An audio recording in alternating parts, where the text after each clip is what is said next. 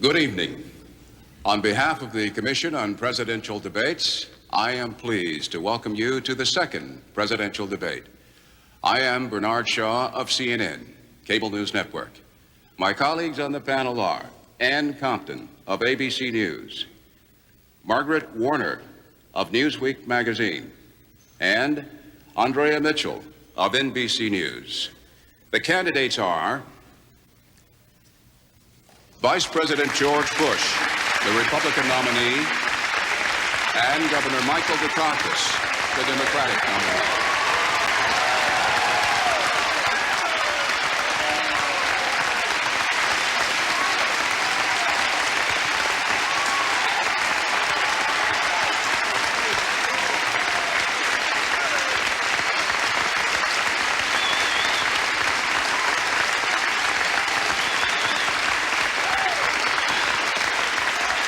For the next 90 minutes, we will be questioning the candidates following a format designed and agreed to by representatives of the two campaigns. However, there are no restrictions on the questions that my colleagues and I can ask this evening, and the candidates have no prior knowledge of our questions.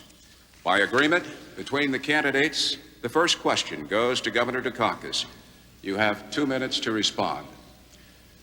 Governor, if Kitty Dukakis were raped and murdered, would you favor an irrevocable death penalty for the killer?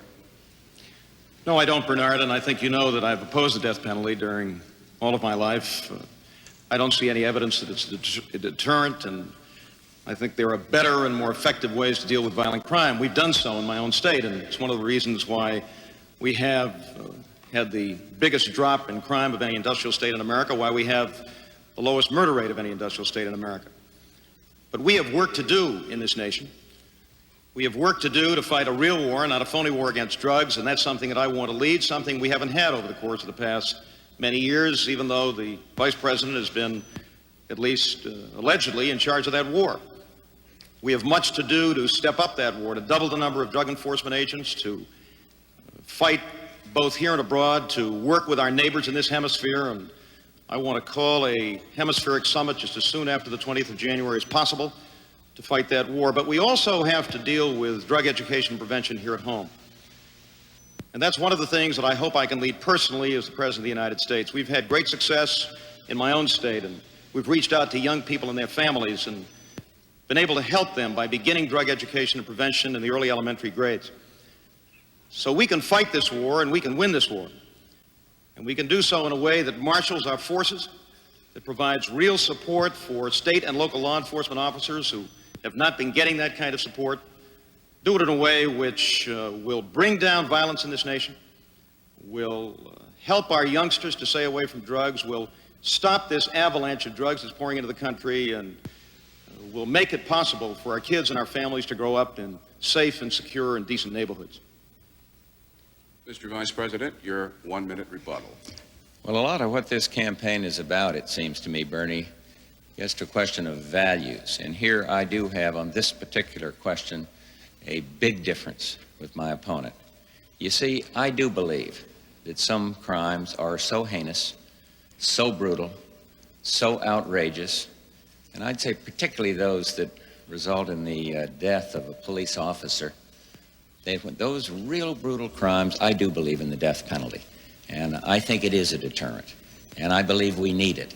And I'm glad that the Congress moved on this drug bill and have finally called for that related to these narcotics drug kingpins. And so we just have an honest difference of opinion.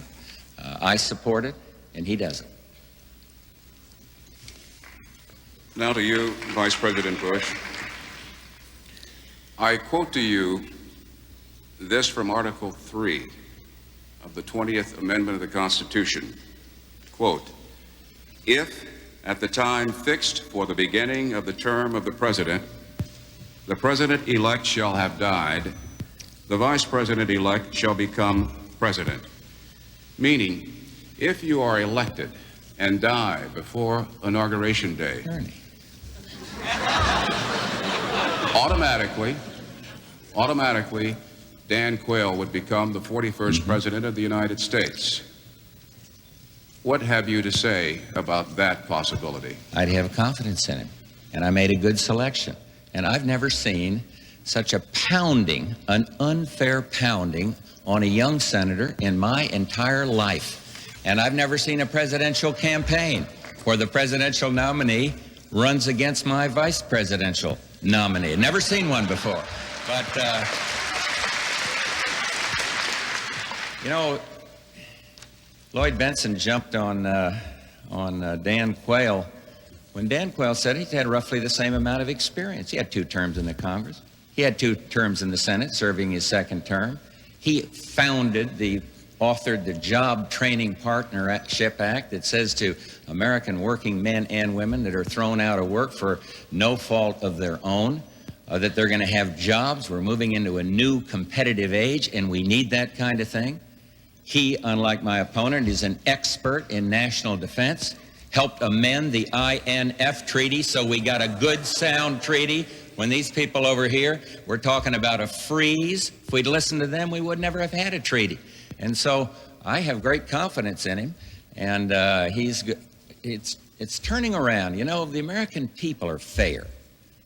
They don't like it when there's an unfair pounding and kind of hooting about people. They want to judge it on the record itself.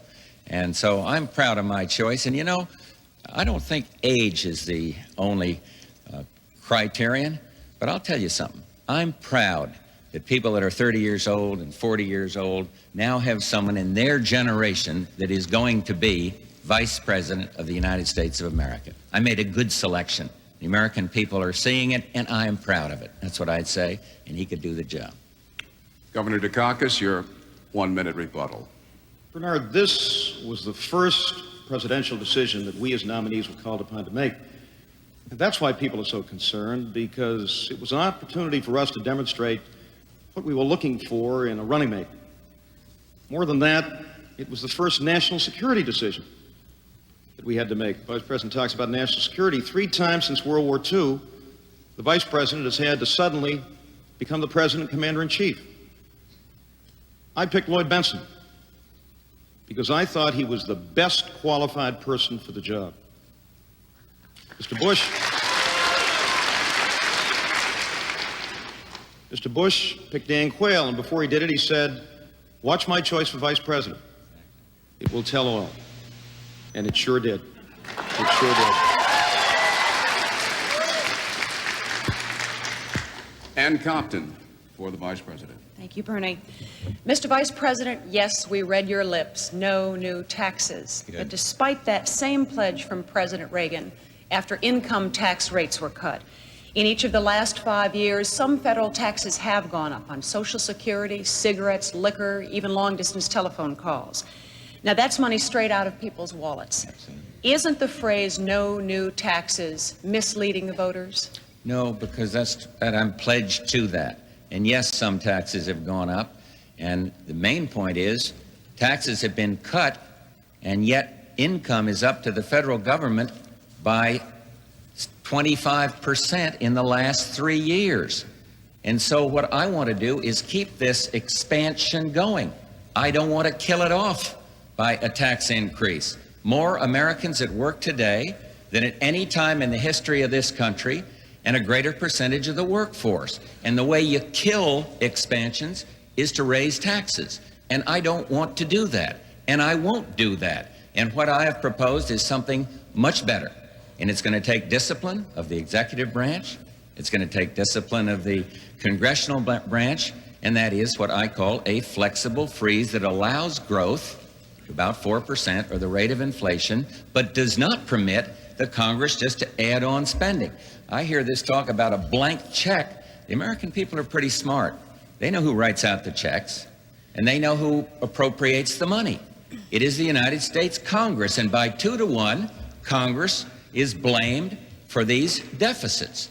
And the answer is to discipline both the executive branch and the congressional branch by holding the line on taxes. So I am pledged to do that. And those pessimists who say it can't be done, I'm sorry, I just have a fundamental disagreement with them.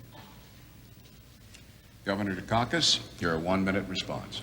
And the Vice President made that pledge. He's broken it 3 times in the past year already. So it isn't worth the paper it's printed on. And what I'm concerned about is that if we continue with the policies that Mr. Bush is talking about here this evening, a flexible freeze, somebody described it the other day as a kind of economic Slurpee. He wants to spend billions on virtually every weapon system around. He says he's not going to raise taxes, though he has broken that pledge repeatedly. He says he wants to give the wealthiest 1% of the people in this country a 5-year, $40 billion tax break, and we're going to pay for it. And he's been proposing all kinds of programs for new spending costing billions. Now, if we continue with these policies, this $1.5 trillion worth of new debt that's already been added on the backs of the American taxpayer is going to increase even more. And if we continue with this for another 4 years, then I'm worried about the next generation, whether we can ever turn this situation around.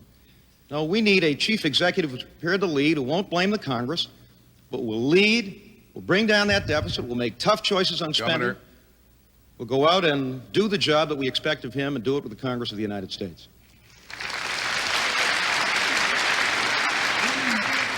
And to Governor Dukakis. Governor, let me follow up on that by asking, you've said it many times that you have balanced 10 budgets in a row in Massachusetts. Are you promising the American people here tonight that within a 4-year presidential term you will balance the federal budget? No, I'm not sure I can promise that. I don't think either one of us can, really. There's no way of anticipating what may happen. I will say this, that we'll set as our goal a steady, gradual reduction of the deficit, which will require tough choices on spending.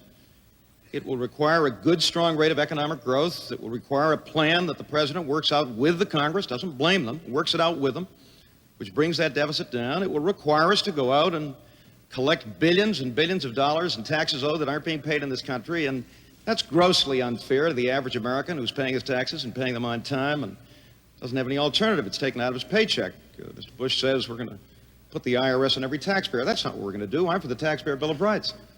But I think it's unconscionable, Ann, that we should be talking or thinking about imposing new taxes on average Americans when there are billions out there, over $100 billion in taxes owed that aren't being paid. Now, I think if we work together in that, and if you have a president that will work with the Congress and the American people, we can bring that deficit down steadily, $20, $25, $30 billion a year, build economic growth, build a good, strong future for America, invest in those things which we must invest in, economic development, good jobs, good schools for our kids, college opportunity for young people, decent health care and affordable housing, and a clean and safe environment. We can do all of those things, and at the same time, build a future in which we're standing on a good, strong fiscal foundation.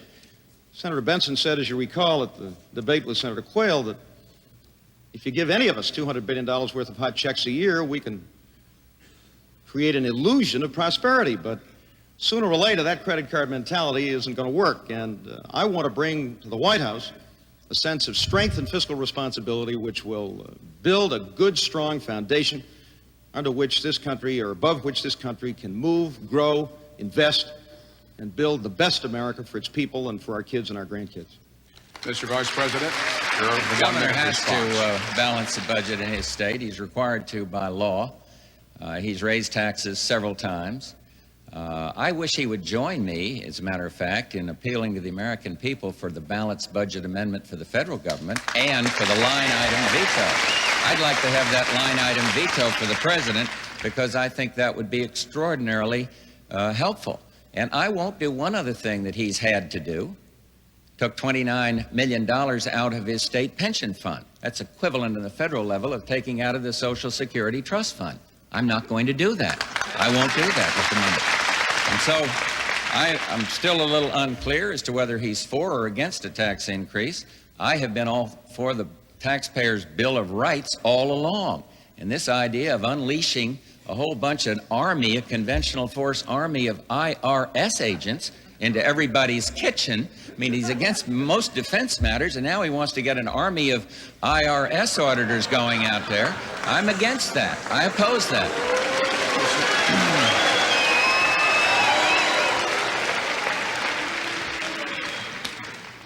I'm going to say this, and I'm going to say it once to every person in this auditorium. What these candidates are about is of utmost seriousness to the American voters. They should be heard, and you should be quiet. If you are not quiet, I'm going to implore the candidates to do something about crowding or quieting their own partisans. But we cannot get through this program with these outbursts. Margaret Warner for Governor Dukakis. Good evening, Governor. Mr. Vice President. Governor, you won the first debate on intellect, and yet you lost it on heart. I don't know whether You'll get your turn. The American I don't know whether the public, Vice President agrees with that. the American public admired your performance, but didn't seem to like you much. Now, Ronald Reagan has found his personal warmth to be a tremendous political asset.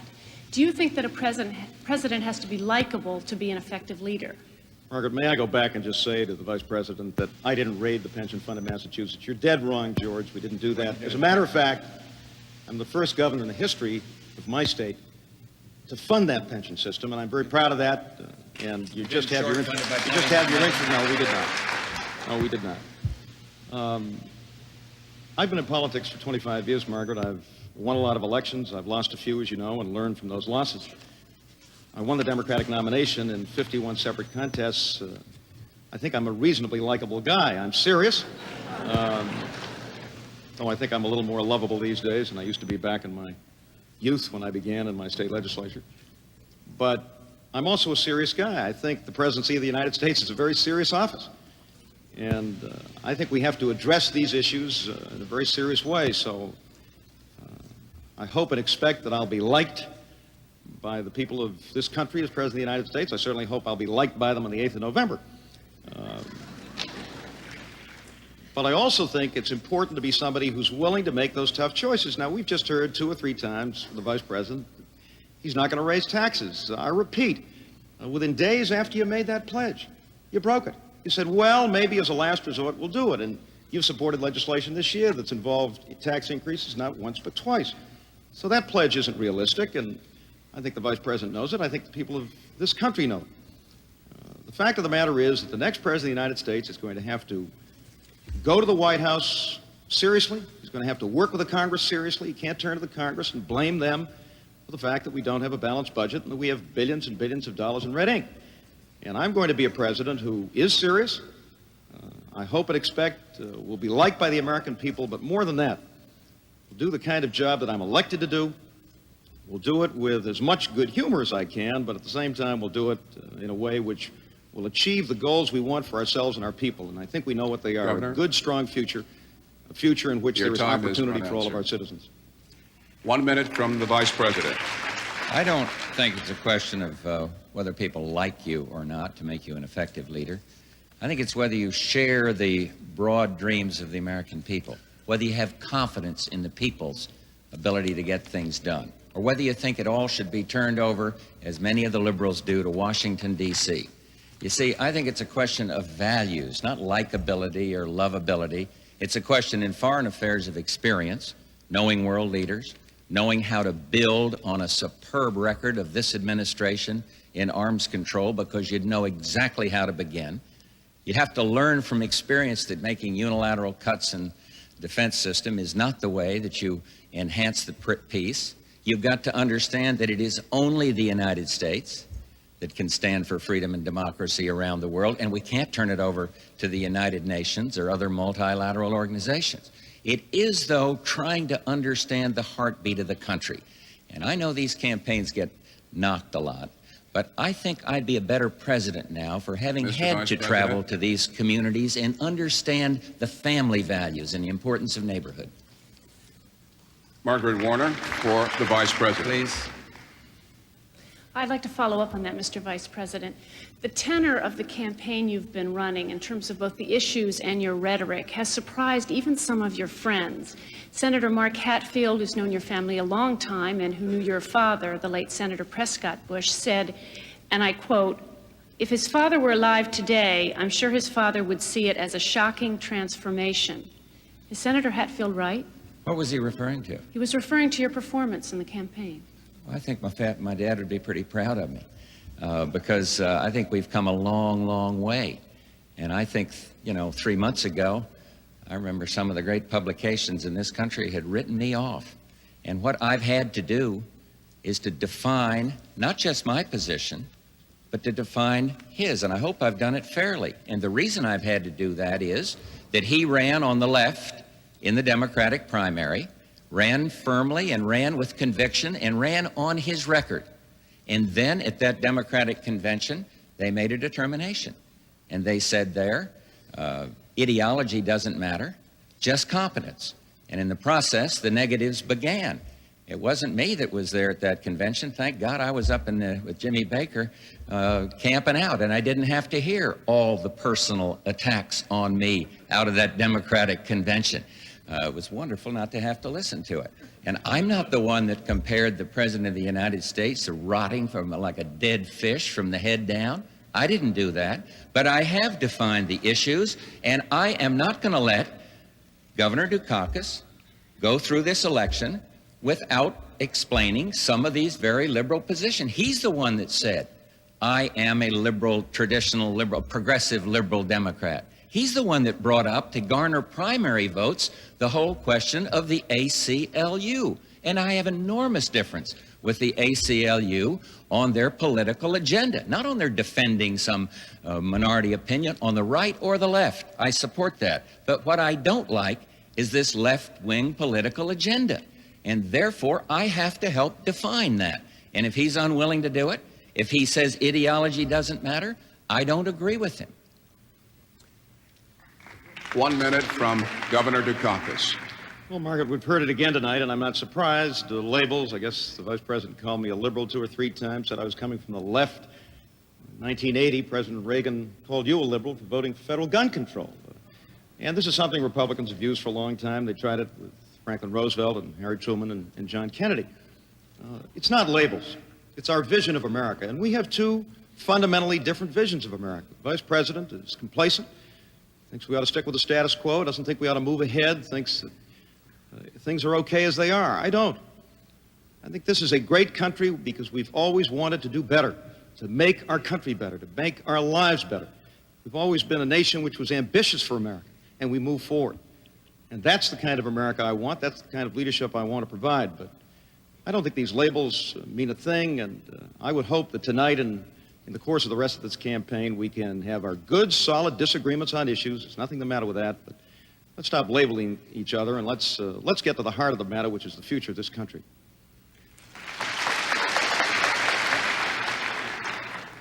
Andrea Mitchell for the Vice President. Mr. Vice President, Governor. Mr. Vice President, let me return for a moment to the issue of the budget, because so much has already been put off limits in your campaign that most people do not believe that the flexible freeze alone will solve the problem of the deficit. So let's turn to defense for a moment. Pentagon officials tell us that there is not enough money in the budget to handle military readiness, preparedness, as well as new weapons systems that have been proposed, as well as those already in the pipeline. You were asked at the first debate what new weapons systems you would cut. You mentioned 3 that had already been canceled. Can you tonight share with us 3 new weapon systems that you would cut? If I knew of 3 new weapon systems that I thought were purely waste and weren't protected by the Congress, they wouldn't be in the budget. They would not be in the budget. But you want one now? I'll give you one. That Hemet, that heavy truck that costs, what is it, $850 million, and the Pentagon didn't request it, and yet a member of Congress, a very powerful one, put it in the budget. I think we can save money through this whole very sophisticated concept, Andrea, that I know you do understand, of competitive strategies. It is new, and it is very, very different than what's happened, but it's not quite ready to be totally implemented, but it's very important. I think we can save through the Packard Commission report, and I'm very proud that David Packard, the originator of that report, is strongly supporting me. So it's not a question of saying our budget is full of a lot of waste. I don't believe that. I do think this. We're in the serious stages of negotiation with the Soviet Union now on the strategic arms control talks. And we are protecting a couple of options in terms of modernizing our strategic forces.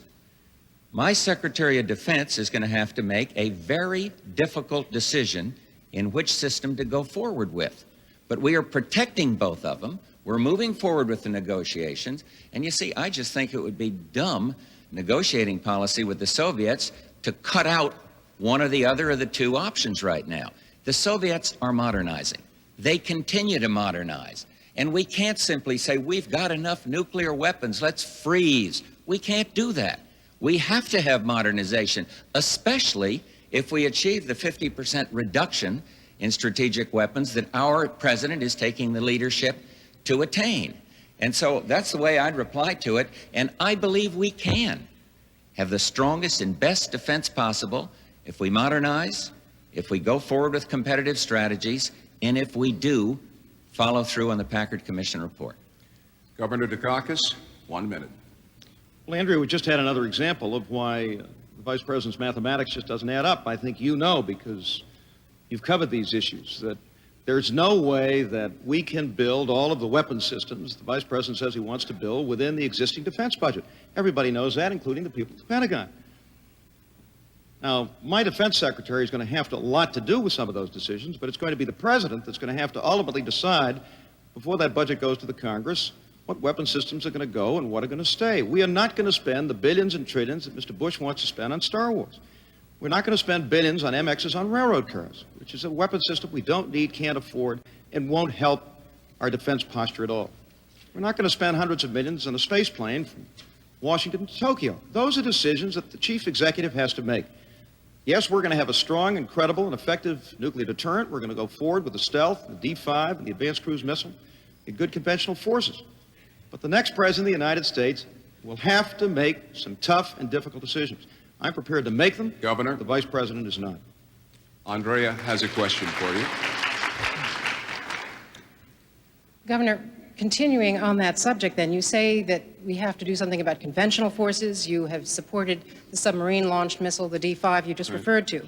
Yet, from Jerry Ford to Jimmy Carter to Ronald Reagan, there has been a bipartisan consensus in favor of modernizing the land-based missiles. Now, you have ruled out the MX and the Midgetmen. More recently, some of your aides have hinted at some flexibility that you might show about some other new form of missile. Can you tell us tonight why you have rejected the collected wisdom of people as diverse as Sam Nunn, Henry Kissinger, Al Gore, people in both parties, and what type of land-based missile would you consider? Well, Andrea, today we have 13,000 strategic nuclear warheads on land, on air, and the sea. That's an incredibly powerful nuclear deterrent. I don't rule out modernization, and there are discussions going on now in the Congress, I know at the Pentagon, about a less expensive, modernized, land-based leg of the triad. But there are limits to what we can spend. There are limits to this nation's ability to finance these weapon systems. And one of the things that the Vice President either ignores or won't address is the fact that you can't divorce our military security from our economic security. How can we build a strong American militarily that's teeter-tottering on a mountain of debt? And if we go forward with the kinds of policies that the Vice President is suggesting tonight and has in the past, that debt's going to grow bigger and bigger and bigger. So military security and economic security go hand in hand. And we will have a strong and effective and credible nuclear deterrent. We're going to have conventional forces that are well-maintained, well-equipped, well-trained, well-supported. And we have serious problems with our conventional forces at the present time, and they'll get worse unless we have a president who is willing to make some of these decisions. And we also have important domestic priorities in education, in housing, in health care, in economic development, in job training, in the environment. Now, all of these things are going to have to be addressed. And that's why I say again to all of you out there who have to deal with your household budgets and know how difficult it is, that the next president has to do the same. I want the men and women of our armed forces to have the support they need to defend us, the support they need when they risk our lives to keep us free and to keep this country free. But we cannot continue to live on a credit card. We cannot continue to tell the American people that we're going to build all of these systems and at the same time invest in important things here at home and be serious about building a strong and good America. And that's the kind of America I want to build. 1 minute for the Vice President. I think the foremost... Can we start the clock over? I held off for the applause. Can I get You can proceed, sir. I think the foremost responsibility of a president really gets down to the national security of this country. The governor talks about limits, what we can't do, opposes these two modernization systems, talks now about, we'll develop some new kind of a missile. It takes 8 years, 10 years to do that. He talked about a nuclear freeze back at the time when I was in Europe trying to convince European public opinion that we ought to go forward with the deployment of the INF weapons. And thank God the freeze people were not heard. They were wrong. And the result is we deployed, and the Soviets kept deploying, and then we negotiated from strength, and now we have the first arms control agreement in the nuclear age to ban weapons. You just don't make unilateral cuts in the naive hope that the Soviets are going to behave themselves. World peace is important, and we have enhanced the peace, and I'm proud to have been a part of an administration that has done exactly that. Peace through strength works. Ann Compton for Governor Dukakis.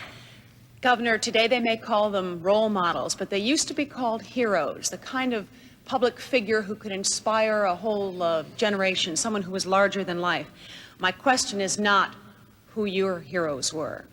My question instead is, who are the heroes who are there in American life today? Who are the ones that you would point out to young Americans as figures who should inspire this country? Well, I think when I think of heroes, I think back, not presently, but there are many people who I admire in this country today. Some of them are in public life, in the Senate, the Congress, some of my fellow governors who are real heroes to me. I think of those young athletes who represented us at the Olympics, were tremendously impressive. We were proud of them. We felt strongly about them, and they did so well by us. I can think of doctors and scientists, Jonas Salk, who, for example, discovered a vaccine which cured one of the most dread diseases we ever had, and he's a hero. I think of classroom teachers that I have had, classroom teachers that youngsters have today who are real heroes to our young people because they inspire them, they teach them, but more than that, they are role models. Members of the clergy who have done the same. Drug counselors out there in the street who are providing help to youngsters who come up to me and others and ask for help and want help and are doing the hard work, the heroic work which it takes to provide that kind of leadership, that kind of counseling, that kind of support. I think of people in the law enforcement community who are taking their lives in their hands every day when they go up to one of those doors and kick it down and try to stop this flow of drugs into our communities and into our kids. So there are many, many heroes in this country today. These are people that give of themselves every day and every week and every month. In many cases, they're people in the community who are examples and are role models. And I would hope that one of the things that I could do as president is to recognize them, to give them the kind of recognition that they need and deserve so that more and more young people can themselves become the heroes of tomorrow, can go into public service, can go into teaching, can go into drug counseling, can go into law enforcement, and be heroes themselves to generations yet to come.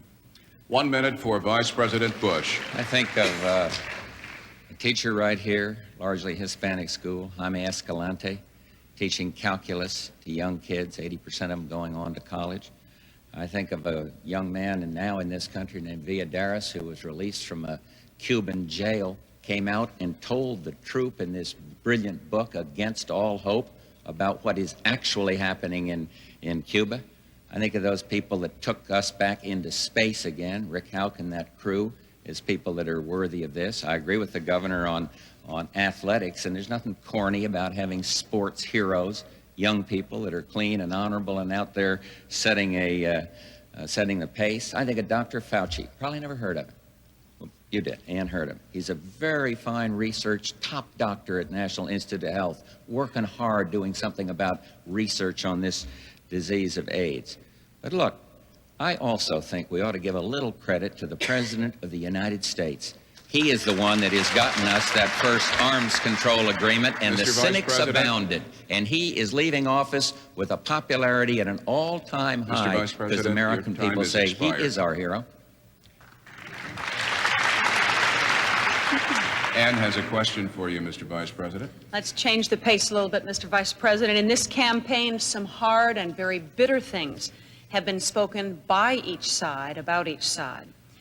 If you'd consider for a moment Governor Dukakis and his years of public service, is there anything nice you can say about him? Yeah. Anything you find Hey, admirable? listen, you're stealing my clothes. I had something very nice to say in there. Somebody leaked my No, question look, to I'll you? tell you what. No, let me tell you something about that. And Barb and I were sitting there before that Democratic convention, and we saw the governor and his son on television the night before, and his family, and his mother who was there. And I'm saying to Barbara, you know, we've always kept family as a bit of an oasis for us. You all know me. And we've held it back a little. But we use that as a role model. The way he took understandable pride in his heritage, what his family means to him. And we've got a strong family, and we watched that, and we said, hey, we got to unleash the Bush kids. And so you saw 10 grandchildren there jumping all over their grandfather at the convention. You see our 5 kids all over this country and their spouses. And so I would say that the concept of Dukakis' family has my great respect. And I'd say that, I don't know if that's kind or not, it's just an objective statement. And I think the man, anybody that gets into this political arena and has to face you guys every day, deserves a word of praise, because it's gotten a little ugly out there. It's gotten a little nasty. It's not much fun sometimes. And I would cite again Dan Quayle. I've been in politics a long time, and I don't remember that kind of piling on, that kind of ugly rumor that never was true, printed. Now, come on. So some of it's unfair, but he's in the arena. Teddy Roosevelt used to talk about the arena. You know, daring to fail greatly or succeed, doesn't matter. He's in there. So I salute these things. I salute those who participate in the political process. Sam Rayburn had a great expression on this. He said, you know, hear all these intellectuals out there griping and complaining and saying there's negative coverage. Rayburn says, yeah, and that guy never ran for sheriff either. Michael Dukakis has run for sheriff, and so has George Bush. Governor, a 1-minute response, sir. I didn't hear the word liberal or left one time. I thank you for That's not that. bad. That's true. Go ahead. And doesn't that prove the point, George, which is that values like family and education, community, It's where you want to take the country. decent homes for young people, that family in Long Island I visited on Monday where Lou and Betty Talamo bought a house for some $19,000 back in 1962. Have had 7 children. They're all making good livings. They can't live in the community in which they grew up in. Those are basic American values. I believe in them. I think you believe in them. They're not left or right. They're decent American values. I guess the one thing that concerns me about this, Ann, is this attempt to label things which all of us believe in. We may have different approaches. We may think that you deal with them in different ways, but they're basically American. I believe in them. George Bush believes in them. I think the vast majority of Americans believe in them, and I hope Governor. the tone we've just heard might just be the tone we have for the rest of the campaign. I think the American people would appreciate that. Margaret Warner for the Vice President. Vice President Bush, abortion remains with us as a very troubling issue, and I'd like to explore that for a minute with you. You have said that you regard abortion as murder, yet you would make exceptions in the case of rape and incest. My question is, why should a woman who discovers through amniocentesis that her baby will be born with Tay-Sachs disease, for instance, that the baby will live at most 2 years, and those 2 years in incredible pain, be forced to carry the fetus to term, and yet a woman who becomes pregnant through incest would be allowed to abort her fetus? Because you left out one other exception, the health of the mother. Let me answer your question, and I hope it doesn't get too personal or maudlin. Bar and I lost a child. You know that. We lost a daughter, Robin. And we were out, I was over running records in West Texas, and I got a call from her, come home. Went to the doctor. The doctor said, beautiful child. Your child has a few weeks to live. And I said, what can we do about it? He said, no, she has leukemia, acute leukemia, a few weeks to live. We took the child to New York. Thanks to the miraculous sacrifice of doctors and nurses, the child stayed alive for 6 months and then died. If that child were here today, and I was told the same thing, my granddaughter, Noelle, for example, that child could stay alive for 10 or 15 years or maybe for the rest of her life. And so I don't think that you make an exception based on medical knowledge at the time. I think human life is very, very precious. And look, this hasn't been an easy decision for me to meet. I know others disagree with it. But when I was in that little church across the river from Washington and saw our grandchild christened in our faith, I was very pleased indeed that the mother had not aborted that child and put the child up for adoption. And so I just feel this is where I'm coming from. And it is personal. And I don't assail him on that issue or others on that issue. But that's the way I, George Bush, feel about it. 1 minute for Governor Dukakis. Margaret, Kitty and I had very much the same kind of experience that the Bushes had. We lost a baby. Lived about 20 minutes after it was born. But isn't the real question that we have to answer not how many exceptions we make, because the Vice President himself is prepared to make exceptions. It's who makes the decision. Who makes this very difficult, very wrenching decision? And I think it has to be the woman, in the exercise of her own conscience and religious beliefs, that makes that decision. Who are we to say, well, under certain circumstances, it's all right, but under other circumstances, it isn't? That's a decision that only a woman can make after consulting her conscience and consulting her religious principles. And I would hope that we would give to women in this country the right to make that decision and to make it in the exercise of their conscience and religious beliefs. Governor, Margaret has a question for you. Governor, I'd like to return to the topic of the defense budget for a minute. You have said in this campaign that you would maintain a stable defense budget. Yet you are on the board, on the advisory... And incidentally, may I say that that's the decision of the Congress and the President has concurred. Yet you are on the board of a group called Jobs with Peace in Boston that advocates a 25% cut in the defense budget and the transfer of that money to the domestic economy. My question is, do you share that goal, perhaps as a long-range goal? And if not, are you aware of, or why do you permit this group to continue to use your name on its letterhead for fundraising? Well, I think I was on the advisory committee, Margaret. No, I don't happen to share that goal. It's an example of how oftentimes we may be associated with organizations, all of whose particular positions we don't support, even though we support in general the hope that over time, particularly if we can get those reductions in strategic weapons, if we can get a comprehensive test ban treaty, if we can negotiate with the Soviet Union and bring down the level of conventional forces in Europe with deeper cuts on the Soviet side, yes, at some point, it may be possible to reduce defense outlays and use those for important things here at home, like jobs and job training and college opportunity and health and housing and the environment and the things that all of us care about. But I do think this, that the next president, even within a relatively stable budget, and that's what we're going to have for the foreseeable future, we'll have to make those tough choices that I was talking about and that Mr. Bush doesn't seem to want to make. And that really is going to be a challenge for the next president of the United States. I don't think there's any question about it.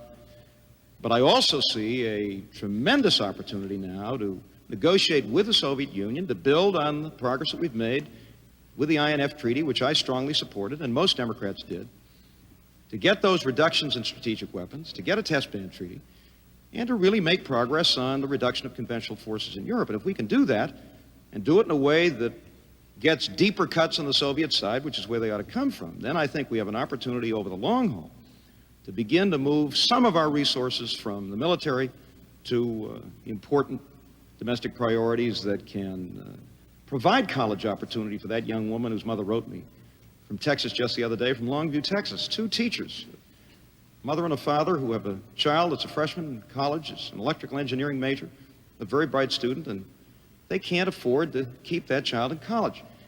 So I hope that we can begin to move those resources. It's not going to happen overnight. It certainly will have to happen on a step-by-step basis as we make progress in arms negotiation and arms control and arms reduction. But it certainly ought to be a long-term goal of all Americans, and I think it is.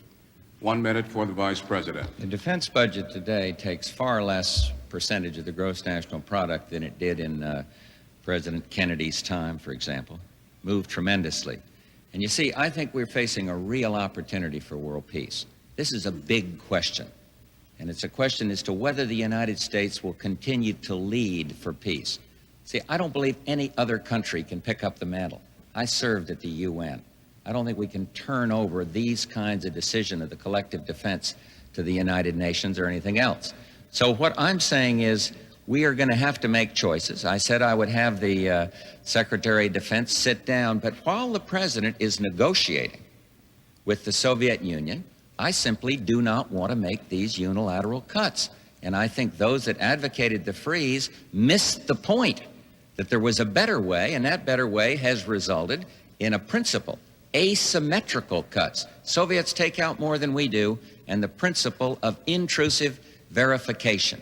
And those two principles can now be applied to conventional forces, to strategic forces, provided we don't give away our hand before we sit down at the table.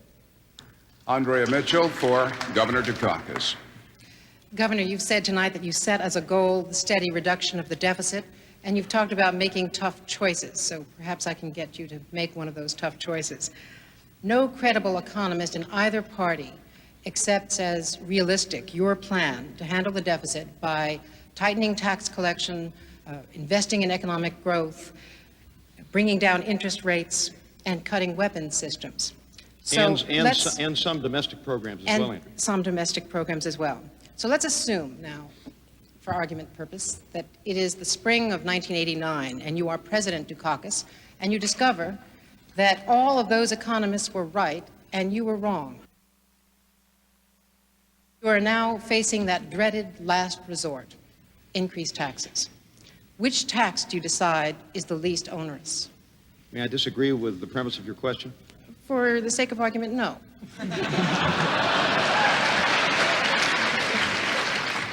As a matter of reality, I'm going to have to. Because we have had not one, but two detailed studies which indicate that there are billions and billions of dollars to be collected that are not being paid in. These are not taxes owed by average Americans. We don't have an alternative.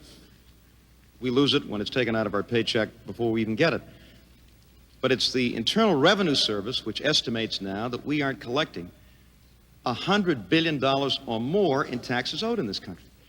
And that is just absolutely unfair to the vast majority of Americans who pay their taxes and pay them on time. The Dorgan Task Force, which included two Internal Revenue Commissioners, one a Republican, former Internal Revenue Commissioners, one a Republican, one a Democrat, was a bipartisan commission, a study by two respected economists, which indicated that we could collect some $40, $45, $50 billion of those funds. The point is, you've got to have a president who's prepared to do this and to begin right away, and preferably a president who, as a governor of a state, has had very, very successful experience at doing this. In my own state, we did it. In other states, we've done it.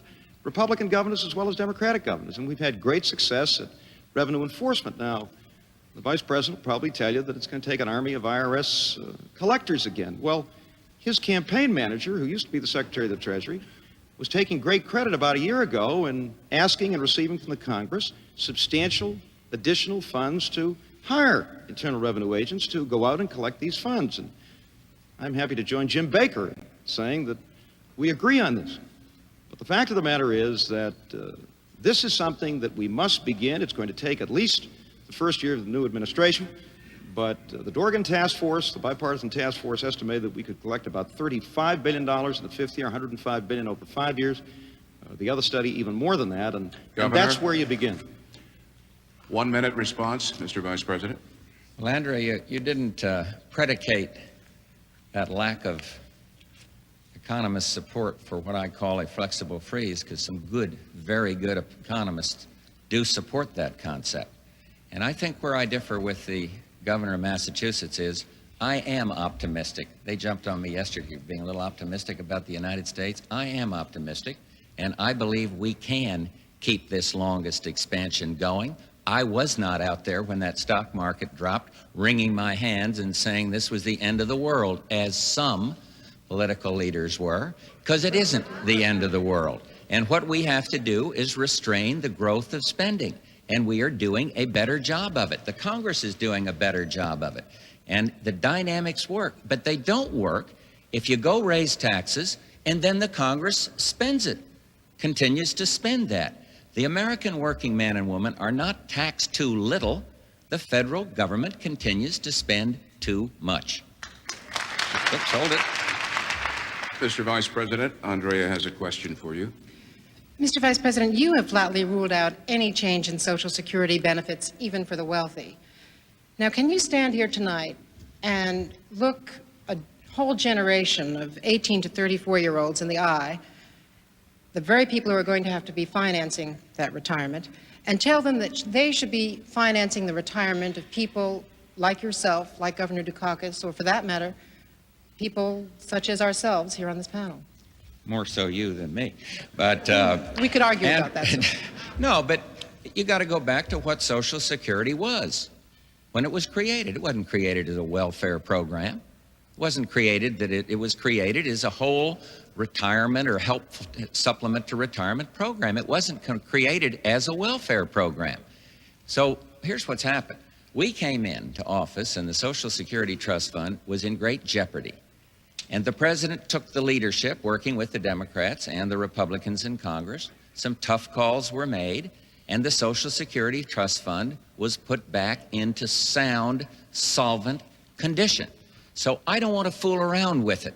And there's a good political reason, because it's just about this time of year that the Democrats start saying the Republicans are going to take away your Social Security. It always works that way. I've seen it in precinct politics in Texas, and I've seen it at the national level.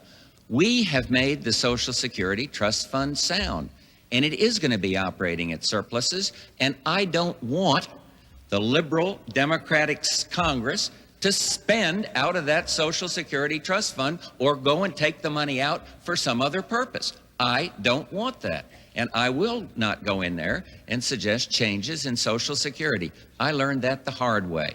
And the governor and I both supported slipping the COLAs for 1 year. He supported it at the National Governors Conference, and I supported it in breaking a tie in a major compromise package. And we got assailed by the Democrats in the election over that. And I am going to keep that Social Security Trust Fund sound and keep our commitment to the elderly, and maybe down the line, maybe when you get 2 decades or one into the next century, you're going to have to take another look at it, but not now. We do not have to do it. Keep the trust with the older men and women of this country. Governor, you have 1 minute, sir. Andrea, I don't know which George Bush I'm listening to. George Bush a few years ago said that Social Security was basically a welfare system. And in 1985, he flew back from the West Coast to cut that COLA. I voted against that at the National Governors Association. We won a majority. We didn't win the 2/3 that was necessary in order to pass that resolution, George, but everybody knew what we were doing, and I've opposed that. The reason that we raise concerns, not just in election years, but every year, is because Republicans, once they're elected, go in there and start cutting. You did it in 1985. The administration tried to do it repeatedly in 81, 82. And I'm sure you'll try to do it again, because there's no way that you can finance what you want to spend. There's no way you can pay for that 5-year, $40 billion tax cut for the rich and still buy all those weapon systems you want to buy unless you raid the Social Security Trust Fund. Ann Compton for the Vice President. Mr. Vice President, there are 3 justices of the Supreme Court who are in their 80s, and it's very likely the next president will get a chance to put a lasting mark on the Supreme Court. For the record, would your nominees to the Supreme Court have to pass something that has been called a kind of conservative ideological litmus test? And would you give us an idea of perhaps who 2 or 3 people on your short list are for the court? Well, one, I don't have a list yet. I feel pretty confident tonight, but not that confident. And secondly, I don't have any litmus test. But what I would do is appoint people to the federal bench that will not legislate from the bench, who will interpret the Constitution. I do not want to see us go to, again, and I'm using this word advisedly, a liberal majority that is going to legislate from the bench. They don't like the use of the word, but may I remind his strong supporters that only last year in the primary, to capture that Democratic nomination, he said, "I am a progressive liberal Democrat. I won't support judges like that. There is no litmus test on any issue, but I will go out there and find men and women to interpret."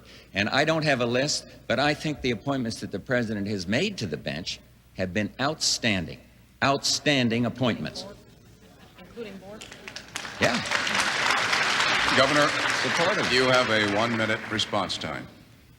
If the Vice President of the United States thinks that Robert Bork was an outstanding appointment, that is a very good reason for voting for Mike Dukakis and Lloyd Bentsen on the 8th of November. And I think Mr. Bush supported the Bork nomination. You know, Mr. Bush has never appointed a judge. I've appointed over 130, so I have a record. And I'm very proud of it.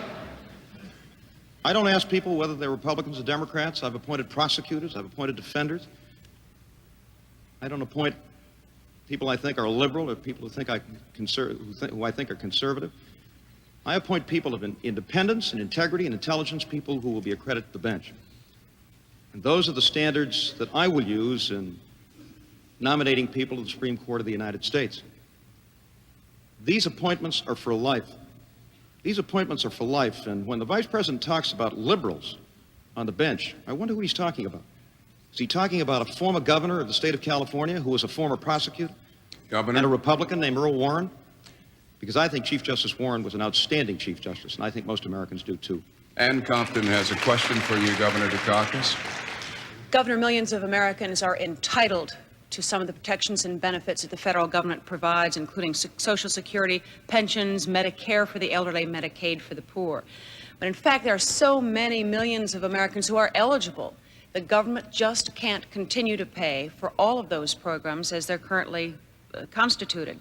A blue ribbon panel shortly after the election is likely to recommend that you go where the money is when you make budget cuts, and that means entitlements.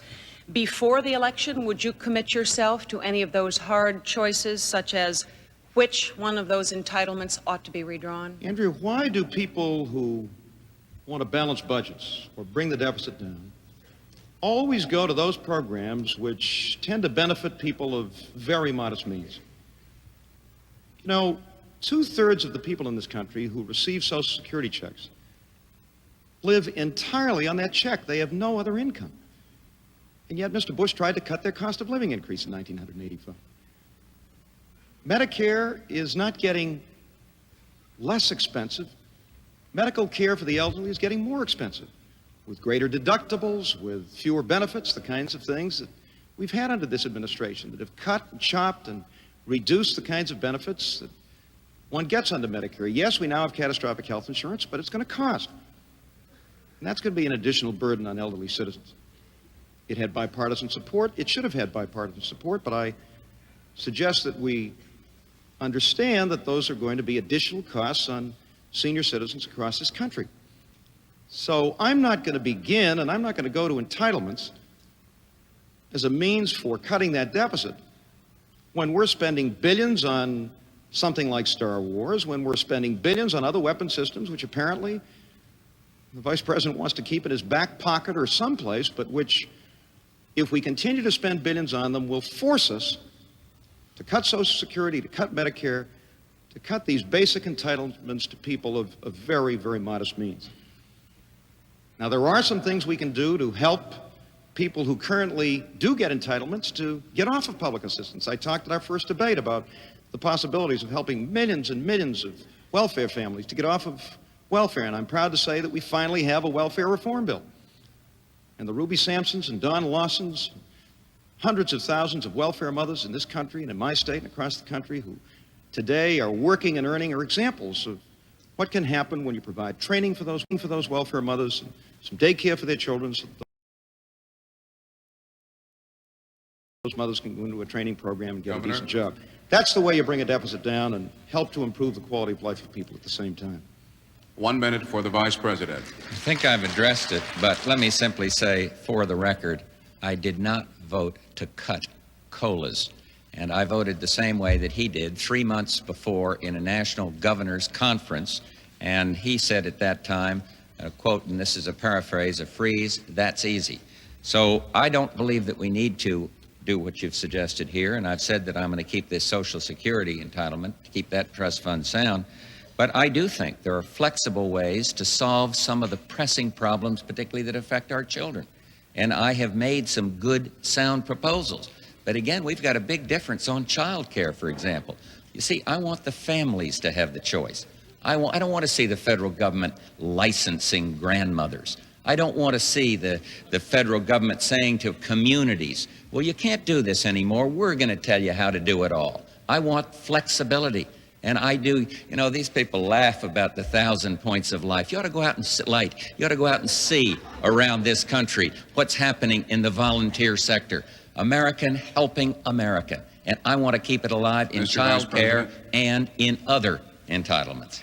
Margaret Warner for Governor Dukakis. Governor, I'm going to pass on the question I originally planned to ask you to follow up on your rebuttal to a question Andrea asked, and that involves Social Security. Now, it is true, as you said, that originally you sought an exemption for Social Security COLAs in this National Governors Association vote.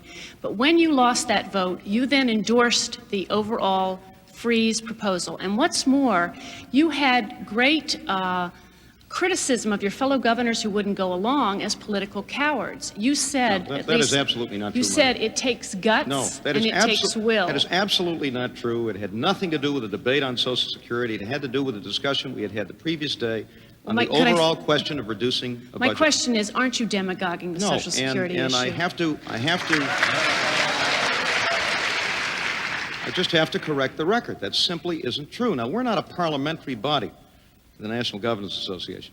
We vote on resolutions. If you don't get a 2/3, then your resolution doesn't pass. But everybody knew that those of us who voted against the freezing of COLAs did so. We did so emphatically, and I never made that statement, never would.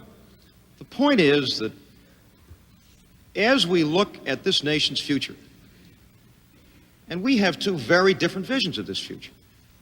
I want to move ahead. The Vice President talks about 1,000 points of light. I'm interested in 240 million points of light. I'm interested in 240 million citizens in this country who share in the American dream, all of them in every part of this country. But as we look at the decisions that the next President of the United States is going to have to make, I just don't believe the place you go first is those programs, those so-called entitlements, which provide a basic floor of income and a modest amount of medical care for the elderly, for the disabled, for people who can't make their way on their own, and in many cases have given a great deal to this country. The Vice President did call Social Security a few years ago basically or largely a welfare program. It isn't. It's a contract between generations. It's something that we pay into now so that we will have a secure retirement and our parents and grandparents will have a secure retirement. It's a very sacred contract, and I believe in it. So that's not where we ought to go. There are plenty of places to cut. There's lots we can do in the Pentagon where dishonest contractors have been lining their pockets at the expense of the American taxpayer. We certainly ought to be able to give our farm families a decent income without spending $20 to $25 billion a year in farm subsidies, and I'm sure we can do that. That's where we ought to go, and those are the programs that we ought to review first. 1 minute for the Vice President. Well, let me take him up on this question of farm subsidies. We have a fundamental different approach on agriculture. He favors this supply maintenance or production controls. He said that. He's been out in the states saying that, in these Midwestern states. I don't. I think the farm bill that he criticizes was good legislation, outstanding legislation. And I believe the answer to the agricultural economy is not to get the government further involved, but to do what I'm suggesting. First place, never go back to that Democratic grain embargo, that liberal Democrat grain embargo that knocked the markets right out from under us and made Mr. Gorbachev say to me when he was here, how do I know you're reliable suppliers? We never should go back to that. And we ought to expand our markets abroad. We ought to have rural enterprise zones. We ought to move forward swiftly on my ideas of ethanol, which would use more corn and therefore create a bigger market for our agricultural products. But let's not go back and keep assailing a farm bill that passed with overwhelming Democrat and Republican support. The farm payments are going down because the agricultural economy is coming back. Margaret Warner has a question for you, Mr. Vice President. Mr. Vice President, I'd like to cover a subject that wasn't covered in the first debate. You have said in this campaign, I am an environmentalist, and described yourself as having zero tolerance for polluters, and yet your record does seem to suggest otherwise. When you were head of the President's Task Force on Regulatory Relief, you did urge EPA to relax regulations involving the elimination of lead from gasoline. I believe you urged suspension of rules requiring industries to treat toxic waste before discharging them in sewers. And your group also urged OSHA to weaken the regulations requiring that workers be informed of dangerous chemicals at the work site. Finally, I believe you did support the President's veto of the Clean Water Act. And my question is, how do you square your campaign rhetoric with this record? 90% reductions in lead since I chaired that regulatory task force. 90%. It's almost, you remember that expression, get the lead out? It's almost out, almost gone. Clean water, I'm for clean water. But what I'm not for is measuring it the way that the Democratic Congress does. We set up a good bill on clean water, a sound bill on clean water, but the only way you can express your love for clean water is to double the appropriations for clean water and then rant against the deficit. I am for clean water. I've been an outdoorsman and a sportsman all my life. I've been to these national parks. I led for the Bro-Wallop bill, or what formerly Dingell-Johnson. I headed the task force when I was a member of the Congress way back in the late 60s on these kinds of things on the Republican side. I led for that.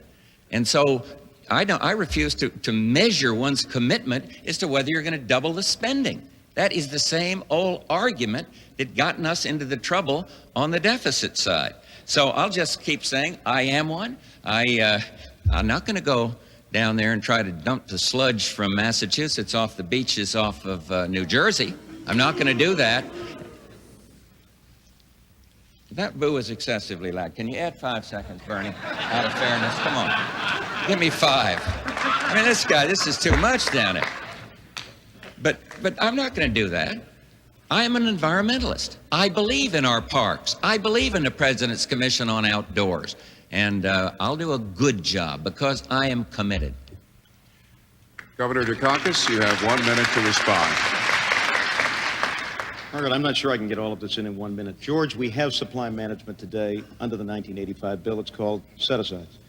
Secondly, if you are so opposed to the grain embargo, why did you ask the godfather of the grain embargo to be one of your top foreign policy advisors? I'm against the grain embargo. It was a mistake. I'm also against the pipeline embargo, which you folks attempted to impose. That was a mistake as well and cost thousands of jobs to American workers in the Midwest and all over the United States of America. Margaret, once again, I don't know which George Bush I'm talking about here or looking at. The George Bush who was a charter member of the environmental wrecking crew that went to Washington in the early 80s and did a job in the EPA, or the one we've been seeing and listening to the past 2 or 3 months. But let me say this, because he spent millions and millions of dollars on advertising on the subject of Boston Harbor. George, Boston Harbor was polluted for 100 years. I'm the first governor to clean it up. No thanks to you. No thanks to you. And we've been cleaning it up for 4 years. We passed landmark legislation in '84. No thanks to you. Did everything you could to kill the Clean Water Act and those grants, Governor, which make it possible for states and local communities to clean up rivers and harbors and streams. Andrea Mitchell has a question for you, Mr. Vice President. Mr. Vice President, Jimmy Carter has called this the worst campaign ever. Richard Nixon has called it trivial, superficial, and inane. Whoever started down this road first of negative campaigning, the American people, from all reports coming to us, are completely fed up. Now, do you have any solutions to suggest? Is there time left to fix it? There are 26 days left For instance, would you agree to another debate before it's all over so that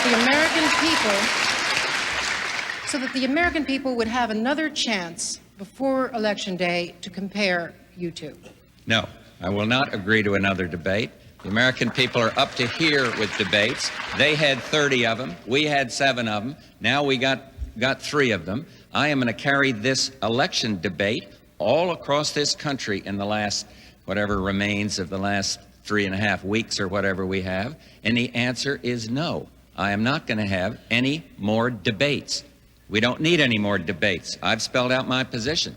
In terms of negative campaigning, you know, I don't want to sound like a kid in the schoolyard. He started it. But take a look at the Democratic Convention. Take a look at it. Do you remember the senator from Boston chanting out there, and the ridicule factor from that lady from Texas that was on there? I mean, come on. This was just outrageous. But I'll try harder to keep it on a high plane. But let me, if you could accept a little criticism. I went all across central Illinois and spoke about agricultural issues in about 7 stops. We had some fun. Crystal Gale, Loretta Lynn with us, and they got up and sang, went to little towns, and I talked agriculture. And not one thing did I see, with respect on your network, about my views on agriculture, and not one did I read in any newspaper. Why? Because you're so interested in a poll that might have been coming out, or because somebody had said something nasty about somebody else. And so I don't know what the answer is. I don't know. Somebody hit me and said, Barry Goldwater said you ought to talk on the issues more. How can Barry Goldwater, sitting in Arizona, know whether I'm talking on the issues or not when we put out position paper after position paper? He puts out position paper after position paper, and we see this much about it because everyone else is fascinated with polls and who's up or down today and who's going to be up or down tomorrow. So I think we can all share with respect in the fact that maybe the message is not getting out. But it's not getting out because there are too few debates. There will be no more debates. Governor Dukakis, you have 1 minute to respond, sir. Well, I can understand after the vice presidential debate why Mr. Bush would want no more debates. That's my 5 seconds. Andrew, I think we both have a responsibility to try to address the issues. Yes, we have fundamental differences. I think a great many of them have come out today. But I think if we get rid of the labels, and I'm not keeping count, but I think Mr. Bush has used the label liberal at least 10 times. If I had $1, George, for every time you use that label, I'd qualify for one of those tax breaks for the rich that you want to give away. Isn't that the point? Most Americans believe in basic values. We have differences about how to achieve them. I want to move forward. I want this nation to move forward. I'm concerned about the fact that 10% of our manufacturing and 20% of our banking and nearly half of the real estate in the city of Los Angeles are in the hands of foreign investors. I'm concerned about what that does to our future. I'm concerned about the fact that so many of our securities are in the hands of foreign banks because of these massive deficits. But those are the issues on which we ought to be debating. And Governor? if we can just put away the flag factories and the balloons and those kinds of things and get on to a real discussion of these issues, I think we'll have a good 26 days. Andrea Mitchell has a question for you, Governor Dukakis. Andrea Mitchell has a question for you, sir. Well, we're talking about issues, so let's return to something you said earlier about the modernization of land-based missiles. You said that you didn't rule it out, but that there are limits to what we can spend. And then you went on to talk about a much more expensive part of our defense strategy, namely conventional forces. Do you somehow see conventional forces as a substitute for our strategic forces? And in not talking about the land-based missiles and not committing to modernizing, do you somehow believe that we can have a survivable nuclear force based on the air and sea legs of our triad? I think we ought to be looking at modernization. I think we ought to be exploring less expensive ways to get it on land, and we ought to make sure that we have an effective and strong and credible nuclear deterrent, but we also need well-equipped and well-trained and well-supported conventional forces. And every defense expert I know, including people in the Pentagon itself, will tell you that given the level of defense spending and the level of defense appropriations, which the Congress has now approved, the President has signed, there's no way that you can do all of these things and do them well. That's why tough choices will be required, choices I'm prepared to make Mr. Bush is not prepared to make. But, Andrea, I think we can go far beyond this as well, because we have opportunities now. Step by step to bring down the level of strategic weapons and get a test ban treaty, negotiate those conventional force reductions. I would challenge Mr. Gorbachev to join with us in limiting and eliminating regional conflict in the Middle East, in Central America. Let's get him working on Syria, their client state, and see if we can't get them to join Israel and other Arab nations, if at all possible, and Arab leaders, in finally bringing peace to that troubled region. And I think that's one reason why we need fresh leadership in the White House that can make progress now in bringing peace to the Middle East. Let's go to work and end this fiasco in Central America, a failed policy which has actually increased Cuban and Soviet influence. The Democratic leaders of Central and Latin America want to work with us. I've met with them. I know them. I've spent time in South America. I speak the language. So does Senator Benson. We want to work with them and build a new relationship, and they with us. But not a one of those key Democratic leaders support our policy in Central America. And we've got to work with them if we're going to create an environment for human rights and democracy for the people of this hemisphere, and go to work on our single most important problem, and that is the avalanche of drugs that is pouring into our country and virtually destroying those countries. Those are the kinds of priorities for national security and for foreign policy that I want to pursue. Mr. Bush and I have major differences on Governor, these issues, and I hope very much to be president and pursue them. Mr. Vice President, you have 1 minute. In terms of regional tensions, we have now gotten the attention of the Soviet Union. And the reason we've gotten it is because they see us now as unwilling to make the very kinds of unilateral cuts that have been called for, and to go for the discredited freeze. My opponent had trouble, criticized us on our policy in Angola. It now looks, because of steady negotiation, that we may have an agreement that will remove the Cubans from Angola. We see the Russians coming out of Afghanistan. That wouldn't have stopped if we hadn't been willing, wouldn't have even started the Soviets coming out if we hadn't even been willing to support the freedom fighters there. And the policy in Central America, regrettably, has failed because the Congress has been unwilling to support those who have been fighting for freedom. Those Sandinistas came in and betrayed the trust of the revolution. They said it was about democracy, and they have done nothing other than solidify their Marxist domination over that country. Ann Compton for Governor Dukakis. Governor, nuclear weapons need nuclear material replenished on a regular basis, and just this week, yet another nuclear manufacturing plant was closed because of safety concerns. Some in the Pentagon fear that too much priority has been put on new weapons programs, not enough on current programs, and worry that the resulting shortage would be amounting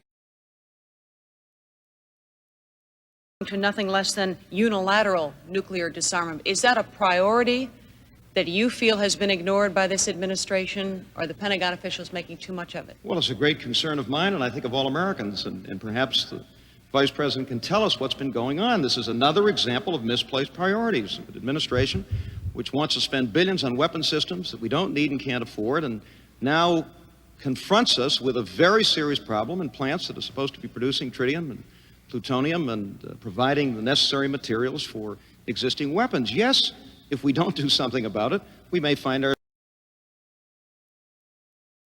ourselves unilaterally, if I may use that term, dismantling some of these weapons. What's been going on? Who's been in charge? Who's been managing this system? Why have there been these safety violations? Why are these plants being closed down?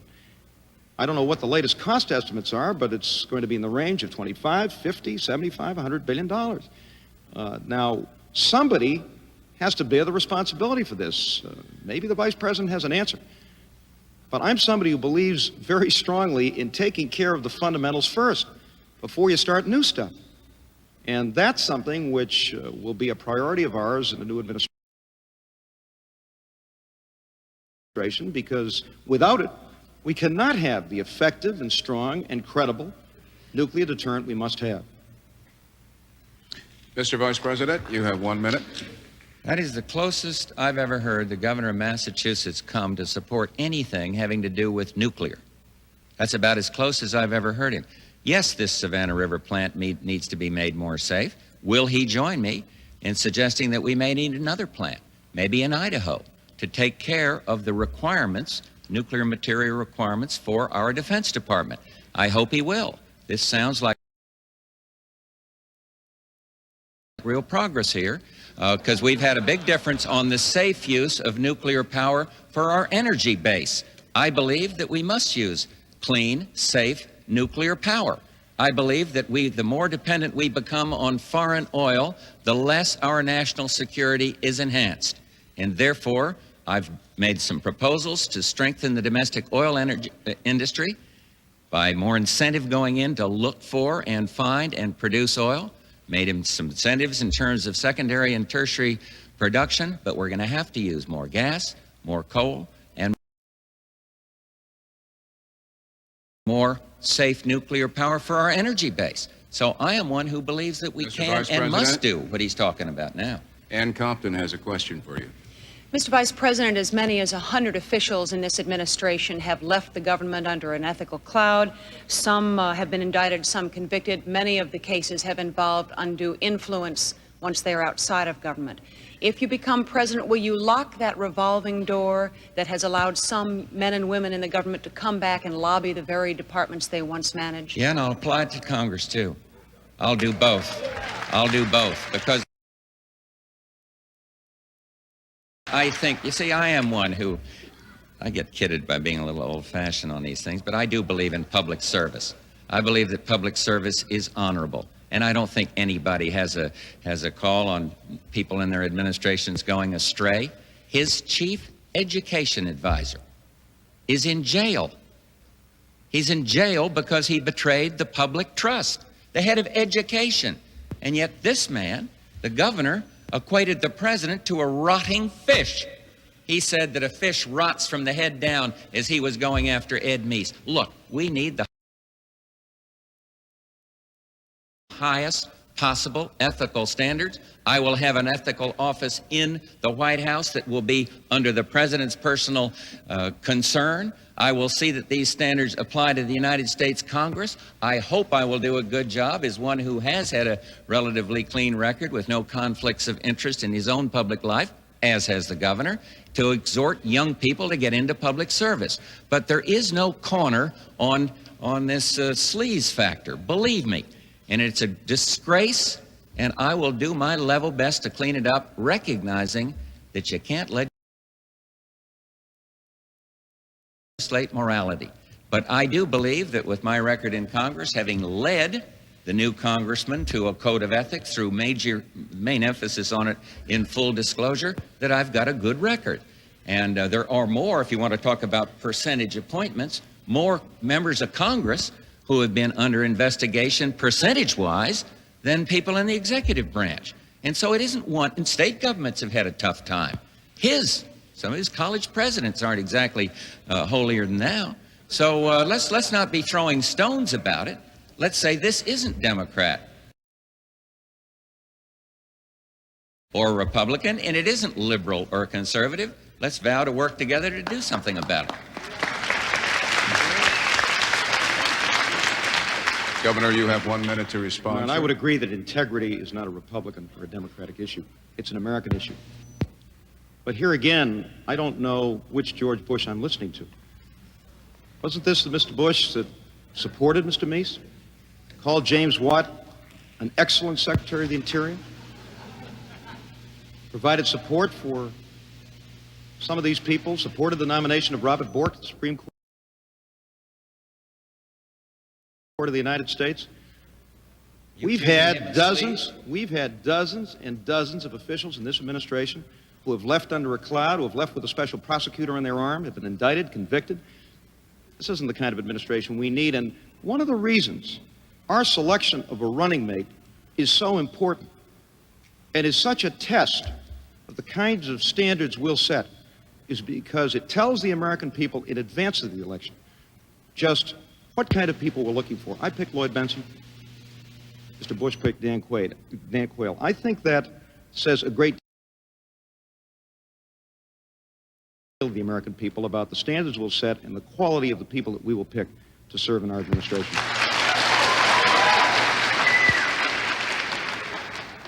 To each of you candidates, regrettably, I have to inform you that we have come to the end of our questions. That's a pity.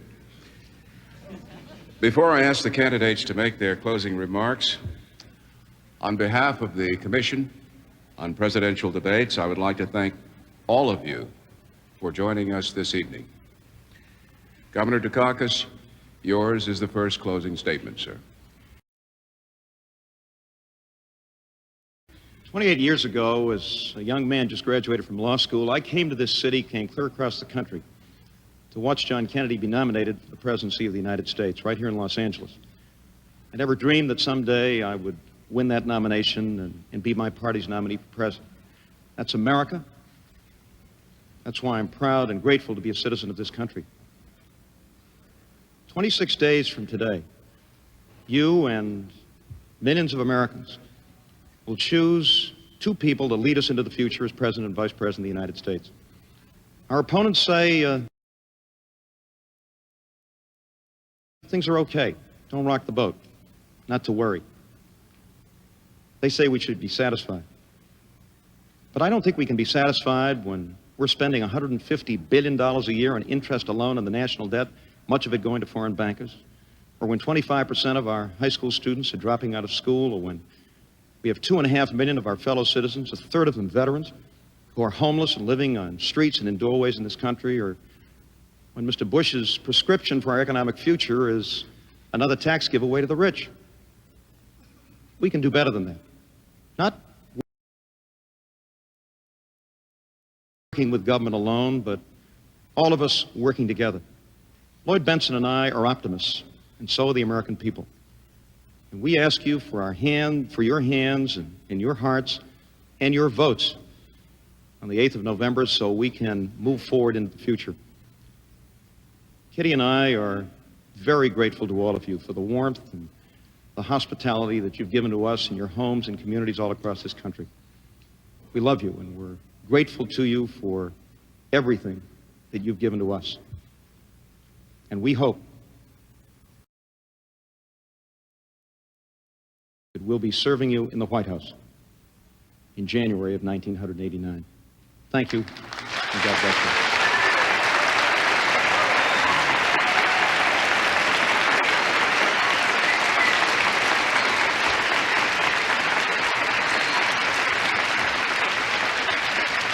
Vice President Bush, your closing statement, sir. Sometimes it does seem that a campaign generates more heat than light. And so let me repeat, I do have respect for my opponent, for his family, for the justifiable pride he takes in his heritage. But we have enormous differences. I want to hold the line on taxes and keep this the longest expansion in modern history going until everybody in America benefits. I want to invest in our children because I mean it when I say I want a kinder and gentler nation. And by that, I want to have child care where the families, the parents have control. I want to keep our neighborhoods much, much better in terms of anti-crime. And that's why I would appoint judges that have a little more sympathy for the victims of crime and a little less for the criminals. That's why I do feel if some police officer is gunned down, that the death penalty is required. I want to help those with disabilities fit into the mainstream. There is much to be done. This election is about big things, and perhaps the biggest is world peace. And I ask you to consider the experience I have had in working with a president who has revolutionized the situation around the world. America stands tall again, and as a result, we are credible, and we have now achieved a historic arms control agreement. I want to build on that. I'd love to be able to say to my grandchildren 4 years after my first term, I'd like to say, your grandfather, working with the leaders of the Soviet Union, working with the leaders of Europe, was able to ban chemical and biological weapons from the face of the earth. Lincoln called this country the last best hope of man on earth. and he was right then, and we still are the last best hope of man on earth. And I ask for your support on November 8th, and I will be a good president. Working together, we can do wonderful things for the United States and for the free world. Thank you very, very much.